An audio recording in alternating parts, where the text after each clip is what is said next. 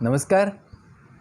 आज हम बात करेंगे परमात्मा पर निर्भर जीवन के विषय में, समर्पित जीवन के विषय में। स्वामी विवेकानंद जी के जीवन का एक प्रसंग है। जब वो विदेश गए उसके बाद उनकी ख्याति बढ़ गई और सब लोग जानने लगे। लेकिन इससे पहले जब वो साधना काल में थे, जब वो परिव्राजक के रूप में भारत परिभ्रमण कर रहे थे, उस समय का एक प्रसंग याद आ रहा है। वे ट्रेन में जा रहे थे और उत्तर प्रदेश के एक स्टेशन तारी घाट पे उतरे। समर के दिनों थे, बहुत गर्मी थी और दोपहर को वहाँ पर उतरे। एकदम कड़ी धूप थी।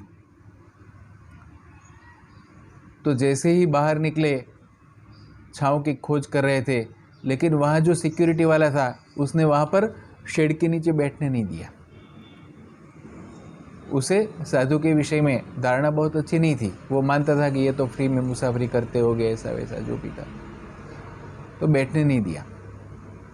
फिर थोड़े दूर जाके एक खंभे के पास थोड़ी छाँव थी, वहाँ पर बैठे और परमात्मा का स्मरण कर रहे थे, अपने गुरुदेव का स्मरण कर रहे थे, रामकृष्ण परमहंस का स्मरण कर रहे थे और आगे के कार्य के विषय में कैसे आगे बढ़ना है, गुरु कार्य में, परमात्मा के कार्य में, वो सोच रहे थे।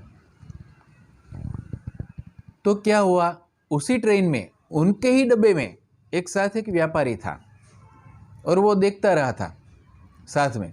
उसे पता था इस साधु ने कल से कुछ नहीं खाया है, उसके पास पैसा भी नहीं है, पानी भी नहीं पिया है, लेकिन उसकी भी साधुओं के प्रति राय बहुत अच्छी नहीं थी। वो ऐसा ही मानता था कि भिखारी और साधु में फ़र्क नहीं होता है, तो उन्हें साधुओं के प्रति आदर नहीं था ऐसा। तो उसकी सोच थोड़ी निम्न थी साधुओं के प्रति।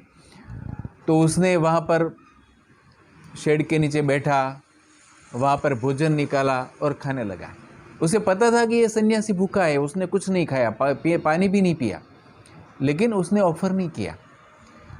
ऊपर से वो ताना मारने लगा, अरे अट्टा कट्टा युवान है, काम क्यों नहीं करता, ऐसे फरते हो, घूमते हो, कुछ काम करो, कमाओ, तो मैं जैसे खा रहा हूँ तुम भी खा रहे होते, ऐसा सुना रहा था। लेकिन स्वामी विवेकानंद जी तो परमात्मा स्मरण में लीन थे, अपने गुरु को याद कर रहे थे, भविष्य के कार्य कैसे करना है वही उनको चल रहा था। तो उन्होंने लक्ष्य नहीं दिया और उन्हें परमात्मा पर विश्वास था कि आगे जो भी कार्य करना होगा वो करवा लेंगे। तो अपना जीवन ही समर्पित कर दिया है कार्य के लिए, तो अपने जीवन की चिंता ही नहीं थी। तो क्या हुआ, थोड़ी देर बाद एक व्यक्ति आया, खाना लेके आया, एक छाँव में आसन वहाँ पर रखा, फिर खाना परोसा, मिष्टान्न फल फलादि रखा, पानी भी रखा, पानी का पात्र, और फिर स्वामी जी के पास आकर उन्हें हाथ जोड़कर विनंती की, उन्हें आमंत्रित किया कि आप आइए और भोजन ग्रहण कीजिए। विवेकानंद जी को आश्चर्य हुआ, अरे आप मुझे जानते हैं क्या? आप मुझे नहीं जानते, आप किसी और के लिए आए होंगे, आपकी कुछ भूल हो रही होगी, यहाँ तो मैं किसी को नहीं जानता, कोई मुझे नहीं जानता। तो उन्होंने कहा, नहीं, आपके ही लिए मैं भोजन लाया हूँ। फिर वो भाव से कहने लगा कि दोपहर में खाना खा के मैं सो रहा था, नींद आ गई थी, तो भगवान श्री राम मुझे स्वप्न में आए। मैं प्रभु श्री राम का भक्त हूँ और भगवान राम मेरे स्वप्न में आए और उसने कहा, एक सन्यासी है, एक साधु है जो स्टेशन पे भूखा बैठा है, जो कल से भूखा है, तू जा और उसे भोजन दे, उसे खाना खिला। तो मुझे लगा कि ये तो स्वप्न आया ऐसे ही, ऐसे में फिर से सो गया। तो फिर से भगवान श्री आए और भगवान श्री राम ने फिर से वही बात मुझे कही। तब मुझे पता चला ये सिर्फ स्वप्न नहीं है, ये तो भगवान का आदेश है, भगवान का संकेत है। तो मैं भोजन लेके निकल पड़ा, भोजन लेके, पात्र लेके, सब मिष्टान्न के साथ, कि जिन सन्यासी के बारे में भगवान ने स्वयं सूचना दी है, तो सब कुछ लेके आया हूँ। और उन्होंने स्वप्न में आपको दिखाया भी कि ये सन्यासी है, वो भूखा है। तो वो जो स्वप्न में संकेत दिया था वही आप है। तो फिर उन्होंने हाथ जोड़ के विनती की, प्रभु का आदेश है, आप कृपया भोजन ग्रहण कीजिए। और फिर विवेकानंद जी ने भोजन ग्रहण किया।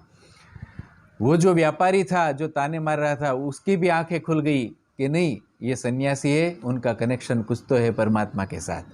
उसने भी प्रणाम करके माफ़ी मांगी कि मुझे नहीं मालूम था, सुना था कि साधु संत जो परमात्मा को समर्पित हो जाते हैं उनका ख्याल स्वयं परमात्मा रखते हैं। तो ऐसी ही बात भगवत गीता के 9वें अध्याय में भगवान श्री कृष्ण ने कही है, अनन्याश्चिन्तयो माम ये जनिया परया उपासते तेषाम नित्याभियुक्तानाम योगक्षेम वहाम्यहम्। जो मुझे समर्पित हो जाते हैं, मेरी अनन्य भक्ति करते हैं, अनन्य चिंतन करते हैं, तो उनके जीवन का योग और क्षेम का वहन मैं करता हूँ। बहुत बहुत धन्यवाद। नमस्कार।